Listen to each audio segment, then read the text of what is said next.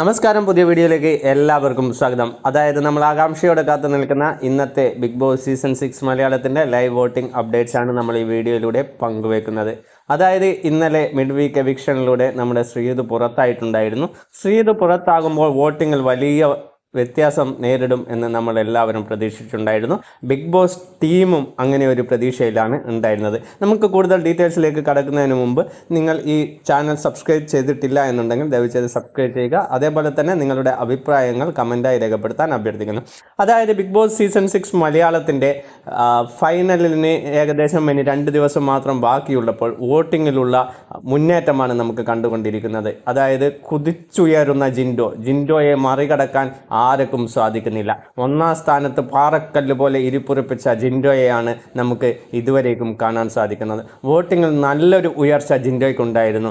ജിൻഡോയ്ക്ക് cup കൊടുക്കാൻ യാതൊരു വിധത്തിലുള്ള താല്പര്യവും പ്രകടിപ്പിക്കാത്ത ബിഗ് ബോസ് ക്രൂവിനെതിരെ നമ്മുടെ പ്രേക്ഷകർ, സാധാരണ ജനങ്ങൾ എല്ലാവരും ജിൻഡോയ്ക്ക് സപ്പോർട്ട് ചെയ്തുകൊണ്ട് 1-ാം സ്ഥാനത്ത് ഇരുത്തിയിരിക്കുകയാണ് ജിൻഡോയെ. അതുകൊണ്ട് തന്നെ നല്ലൊരു ഭൂരിപക്ഷത്തോടു കൂടി നല്ലൊരു ലീഡിലാണ്, ഏകദേശം 1.5 ലക്ഷത്തോളം വോട്ടിന് മുമ്പിലാണ് നമ്മുടെ ജിൻഡോ ഇപ്പോൾ 1-ാം സ്ഥാനത്ത് തുടരുന്നത്.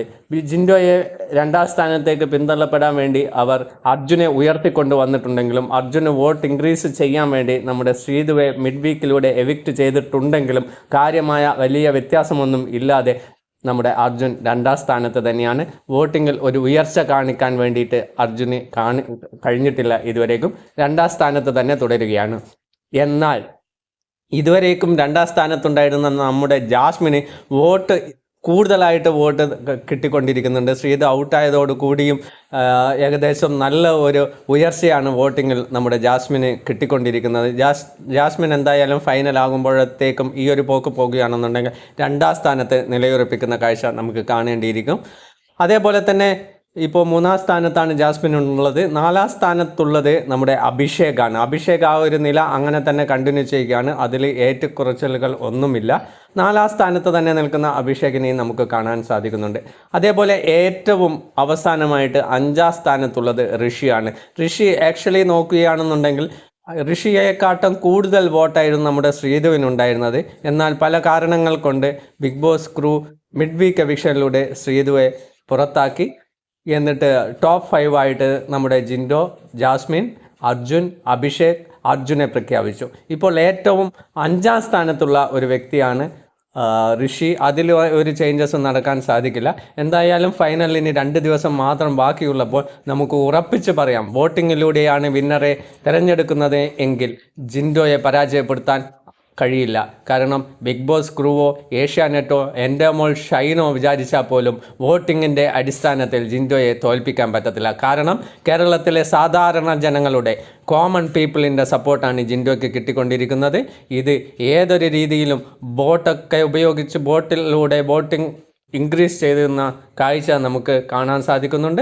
അതേപോലെ തന്നെ അർജുനുള്ള സപ്പോർട്ട് പ്രേക്ഷകരുടെ സപ്പോർട്ടല്ല, ബിഗ് ബോസ് ക്രൂവിൻ്റെ സപ്പോർട്ടാണ്. അതുകൊണ്ട് തന്നെ അവർ എത്രത്തോളം ഈ ഒരു വോട്ടിംഗ് സിസ്റ്റത്തിൻ്റെ കറക്റ്റായ രീതിയിൽ ഉപയോഗിക്കും എന്ന് നമുക്ക് മനസ്സിലാക്കേണ്ടിയിരിക്കുന്നു.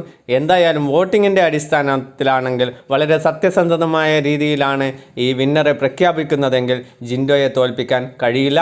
അതുകൊണ്ട് തന്നെ ജിൻഡോയെ സപ്പോർട്ട് ചെയ്യുന്നവരെല്ലാവരും തന്നെ ഹോട്ട്സ്റ്റാറിൽ പോയി വോട്ട് രേഖപ്പെടുത്തുക. ഓൾറെഡി ജിൻഡോയ്ക്ക് സാധാരണ ജനങ്ങളുടെ സപ്പോർട്ടാണ് കിട്ടിക്കൊണ്ടിരിക്കുന്നത്. അതുകൊണ്ട് തന്നെ ബിഗ് ബോസ് സീസൺ 6ൻ്റെ വിന്നറായിട്ട് ജിൻഡോ മാറുന്ന കാഴ്ച നമുക്ക് കാണാൻ ഇനി വെറും 2 ദിവസം മാത്രമേ ഉള്ളൂ. എന്തായാലും 16-ാം തീയതി വൈകുന്നേരം നമുക്ക് ഷോ കാണാൻ സാധിക്കും.